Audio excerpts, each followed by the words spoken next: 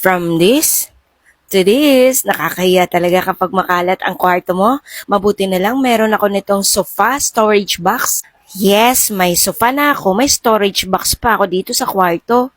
Para may mapaglagyan ako ng mga kalat ko.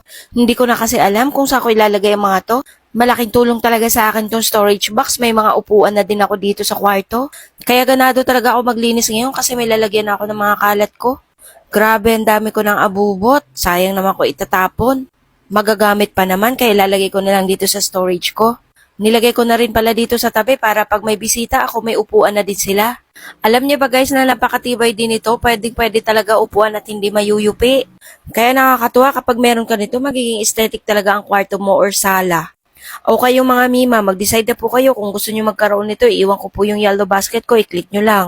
Pwede nyo nga din po palang gawing bed to. 5 piraso lang makakabuo ka na. So maraming salamat sa panonood. Bye!